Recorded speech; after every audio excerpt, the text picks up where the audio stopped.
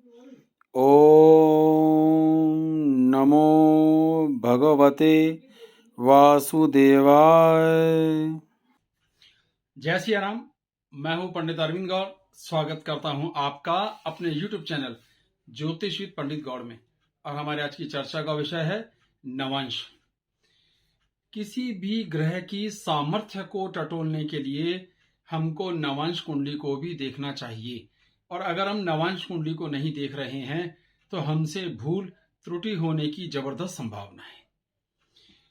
बहुत सारे इसमें नियम हैं। आज सिर्फ एक ही नियम पर चर्चा होगी, वो ये कि जो भी ग्रह जन्म कुंडली में अच्छी स्थिति में हैं लेकिन नवांश कुंडली में छठे, आठवें या 12वें चले जाते हैं, उनका प्रभाव उतना अच्छा नहीं आएगा जितना अच्छा हमें जन्म कुंडली से लगता है। यानी उनके प्रभाव में जबरदस्त कमी आएगी, बल्कि बुराई भी आएगी, कमजोरी भी आएगी। तो जो भी ग्रह जन्म कुंडली में बहुत अच्छी स्थिति में दिख रहा है, उसके हालात ठीक मालूम दे रहे हैं, लेकिन वो नवांश कुंडली में अगर छठे भाव, आठवें भाव या 12वें भाव में चला जाएगा तो उसकी प्रभाव करने की ताकत कम हो जाएगी, या वो कुप्रभाव भी करेगा, बहुत बुरे प्रभाव भी दे सकता है। तो बहुत छोटा सा विषय है। इस विषय को समझाने के लिए मैंने 6 एग्जाम्पल दिए हैं।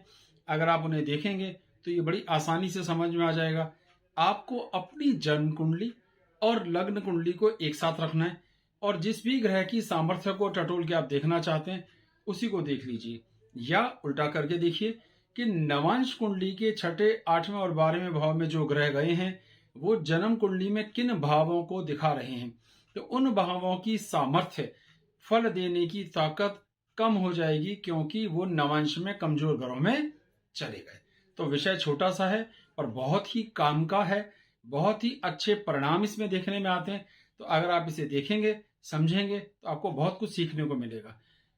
एग्जाम्पल्स देखते हैं जिससे कि ये विषय आपको और क्लियर हो जाए। पहले एग्जाम्पल पर ध्यान देते हैं। एक पुरुष की कुंडली है, 31 मई 1977, सुबह 10:25 दिल्ली।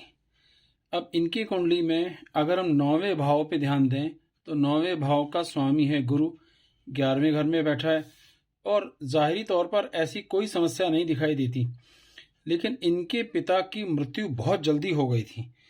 अब क्या ऐसी वजह है, यही समझने की कोशिश आज के वीडियो में है।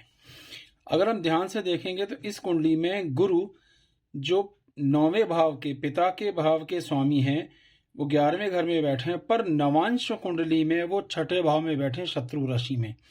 तो क्योंकि नवांश कुंडली में वो अत्यधिक कमजोर हो गए, इस कारण भी उन्हें पिता के सुख की कमी आई। और तो कारण होंगे भी, पर ये एक कारण है जो नवांश कुंडली से हमें समझ में आता है कि नवांश में वही ग्रह जिसे हम देख रहे हैं छठे, आठवें, 12वें भाव में चला जाए तो उसकी सामर्थ्य कम हो जाती है, वो बुरा प्रभाव करता है, दुष्प्रभाव करता है।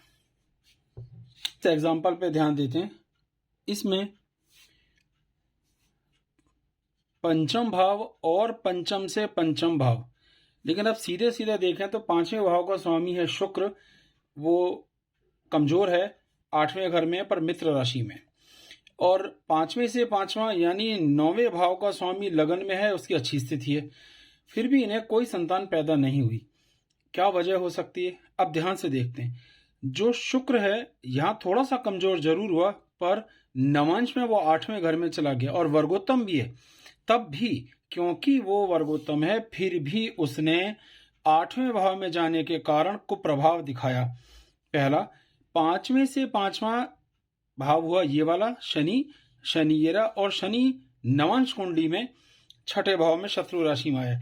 तो भाव और भावात भावम के हिसाब से 9वां भाव भी दोनों ही नवांश कुंडली में छठे, 8वें चले गए, इसलिए इन्हें कोई संतान की प्राप्ति नहीं हुई है। महिला की 23 अप्रैल 1976 रात को 9:14 दिल्ली का इनका जन्म है। अगर हम ध्यान देंगे तो इनकी कुंडली में लग्न का स्वामी मंगल शत्रु राशि 8वें भाव में है, यानी लग्न कमजोर हो गई, लग्न की स्थिति कमजोर है। फिर भी नवांश में भी वो 8वें घर में ही चला गया है, तो अत्यधिक कमजोर हो गई।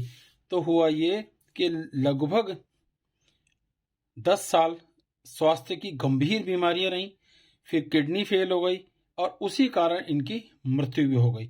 तो सेहत के अत्यधिक कमजोर हो जाने के कारण ये सारे दुष्परिणाम देखने में आए, जिससे लंबे समय तक बीमारियों का सामना इन्हें करना पड़ा।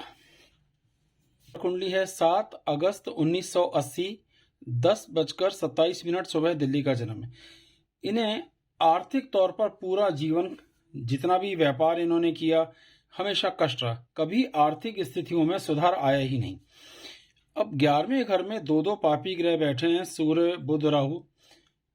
अब जिसमें बुध भी अगर गिनने तो 3, ये सभी शुभ प्रभाव देने चाहिए। और शुक्र भी चंद्र के साथ बैठ कर के काफी अच्छा योग बना रहा है। ऐसी कोई खराब स्थिति नहीं दिखती कि आर्थिक तौर पर स्थितियां बेहद खराब रहें। लेकिन जब हम इस कुंडली में नवम भाव जो हमारे भाग्य का स्वामी है पे ध्यान देते हैं और धन भाव के स्वामी भी ध्यान देते हैं शुक्र, तो वो कहाँ चला गया? नवांश कुंडली में 6ठे भाव में चला गया। इसका दुष्परिणाम ये हुआ कि इन्हें आर्थिक तौर पर कभी भी अच्छी स्थितियां नहीं मिली सारी जिंदगी।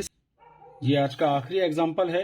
ये एक महिला की कुंडली है, 3 नवंबर 1991 सुबह 3:05 जबलपुर का इनका जन्म है। अब इनकी कुंडली में जो सप्तम भाव का स्वामी है वो ये बैठा हुआ और लग्न का स्वामी ये, दोनों परस्पर एक दूसरे से केंद्र में। ऐसी कोई खराब स्थिति नहीं दिखाई देती जिससे ये अंदाजा लग जाए कि इनका तलाक हो जाएगा, पर तलाक हो गया। तो अब कैसे हुआ कि लग्न का स्वामी जो बुध है वो भी 8वें घर में है नवांश कुंडली में, सप्तम भाव का स्वामी जो गुरु है वो भी नवांश में 8वें घर में। क्योंकि लग्नेश और सप्तमेश दोनों ही भावात भावंग के साथ से नवांश कुंडली में 8वें घर में गए तो बहुत कमजोर हो गए। इसका दुष्परिणाम ये हुआ कि इनका वैवाहिक जीवन डिस्टर्ब हो गया और एट लास्ट तलाक हो गया। मुझे उम्मीद है अगर आपने जरा सा भी ध्यान से इसको देखा होगा, वीडियो को समझने की कोशिश की होगी, तो इसका कुछ फल, कुछ मीठा फल, कुछ सीखने का आनंद आपको प्राप्त हुआ होगा। इसी तरह और अगली वीडियोस में नवांश को देखने के कुछ और नए तरीके भी मैं आपको बताऊंगा। तो जुड़े रहिए, ज्ञान प्राप्त कीजिए, आगे ज्ञान बांटिए, क्योंकि ज्ञान बांटने से बढ़ता है। बहुत बहुत धन्यवाद। जय सिया राम। चैनल को सब्सक्राइब कीजिए और वीडियो को लाइक कीजिए।